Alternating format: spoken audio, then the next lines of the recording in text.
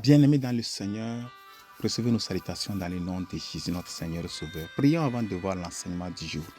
Père Céleste, nous te disons infiniment merci pour ce moment béni en ta présence. Nous louons ton nom pour la grâce. Merci pour ce temps précis. Oh Dieu des cieux, nous prions que tu prennes contrôle et que tu nous enseignes ta parole. Merci pour l'exaucement. Au nom précieux de Jésus, nous prions. Amen.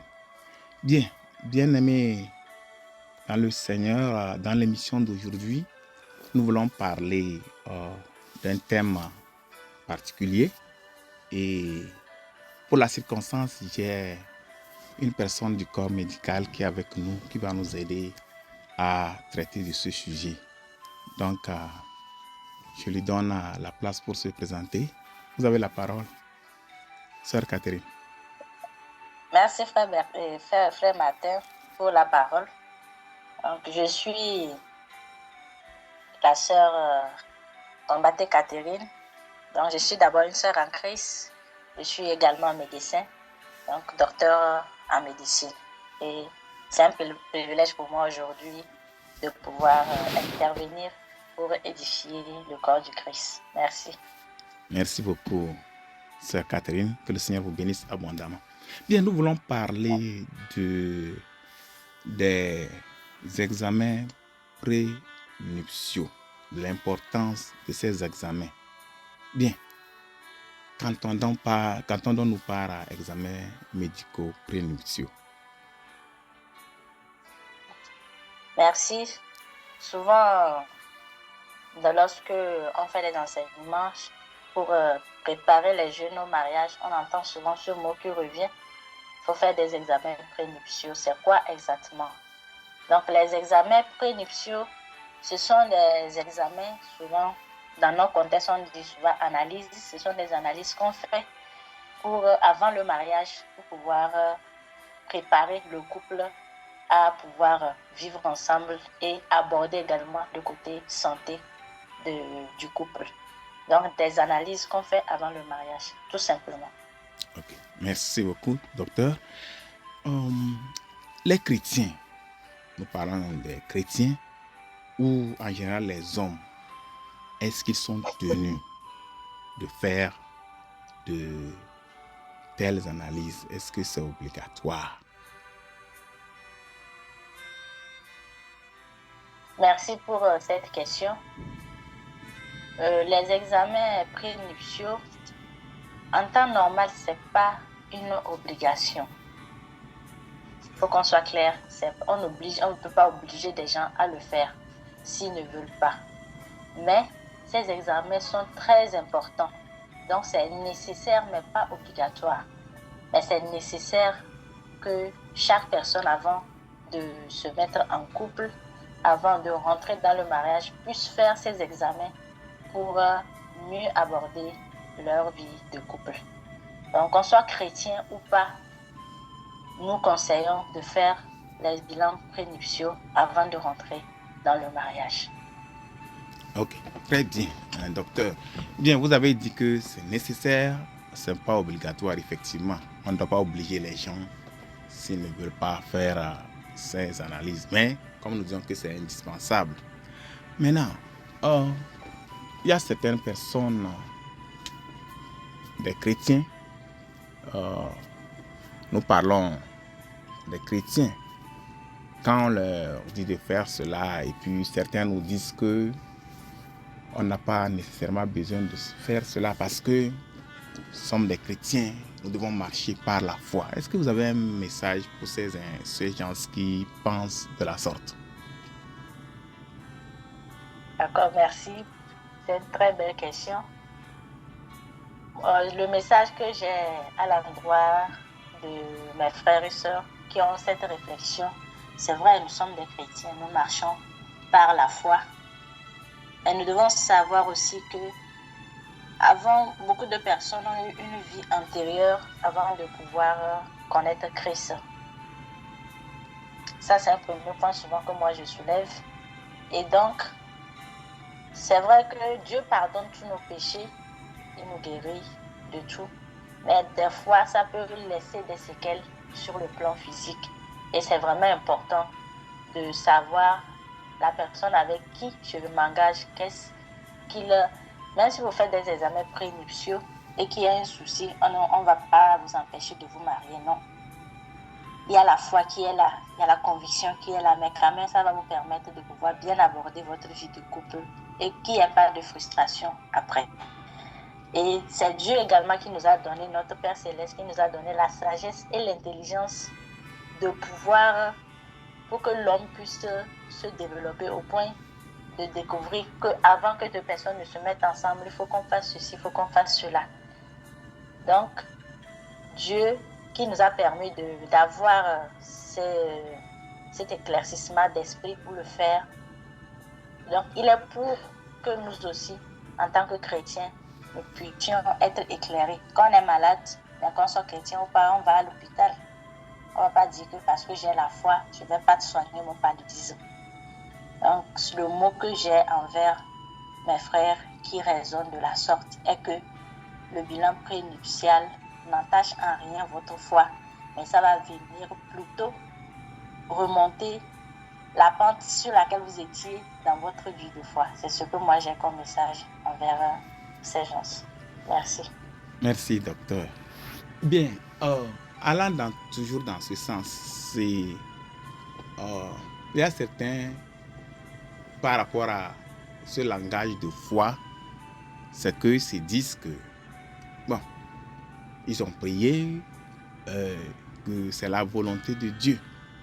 Pour eux, ils concluent d'emblée que tel que c'est la volonté de Dieu, tout doit être parfait, quoi. C'est pour qu'on n'a pas besoin de ces analyses. Donc, tout est parfait. Qu'est-ce que vous en pensez? Ok.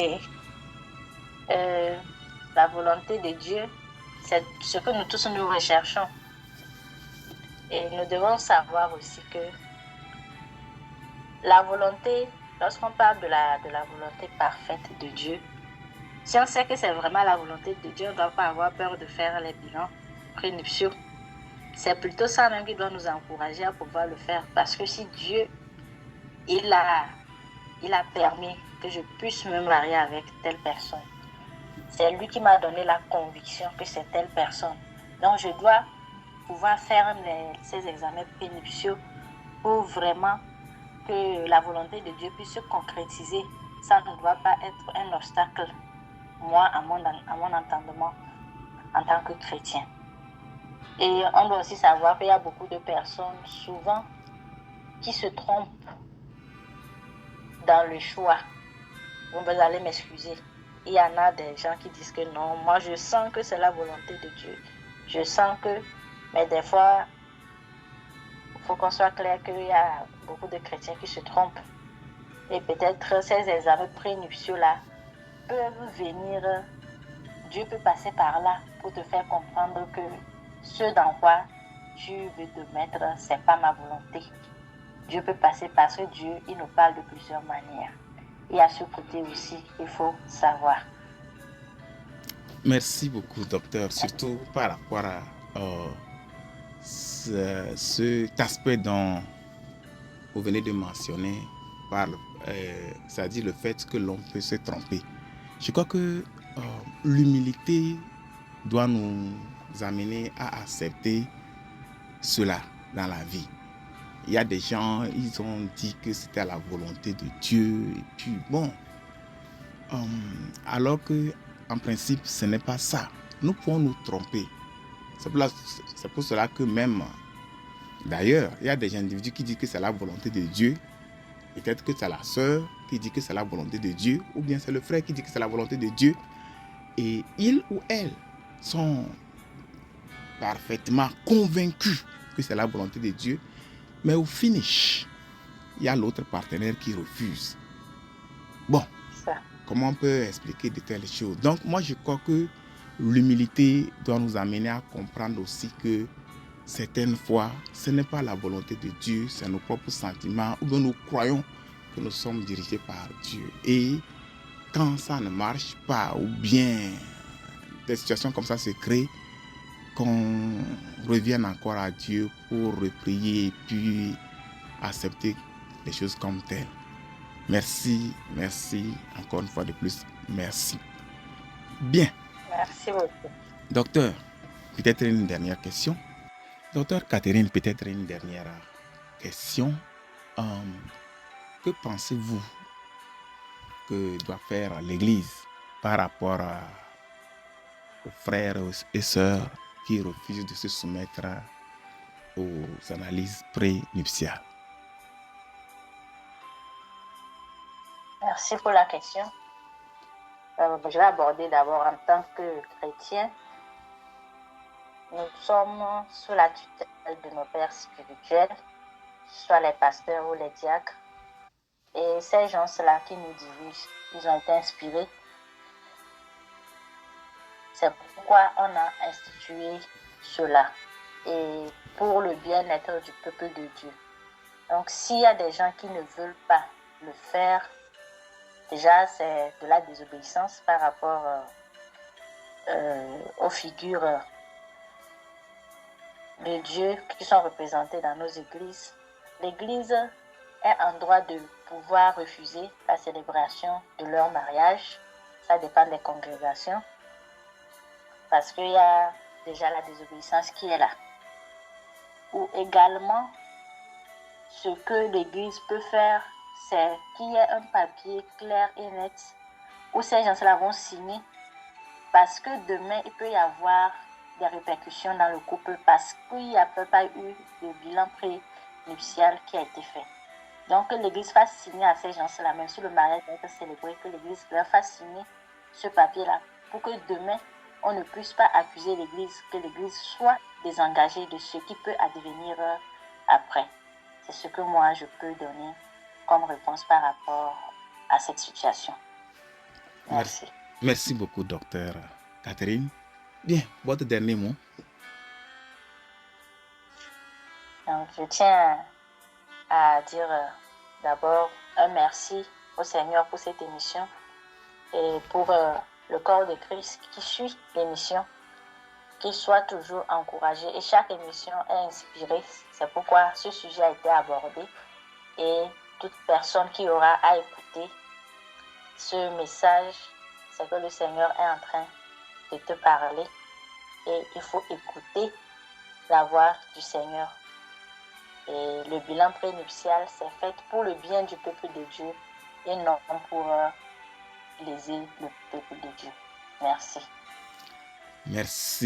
Merci, encore une fois de plus, merci, docteur Catherine, pour votre temps et merci pour cette contribution pour le corps de Christ et pour tous les auditeurs en général. Bien, auditeurs, auditrices, que le Seigneur vous bénisse pour avoir suivi notre émission. Si vous avez des questions, sentez-vous à l'aise, posez-les et puis nous allons vous revenir dans une autre émission. Que le Seigneur vous bénisse. Prions. Père Céleste, nous te disons infiniment merci de comment tu nous as encore entretenus ce jour. Nous prions, Seigneur, que tu nous aides afin que nous soyons des obéissants à ta parole. Que ton nom soit loué, que ton nom soit exalté. Au nom glorieux de Jésus, nous avons prié. Amen. Que le Seigneur vous bénisse.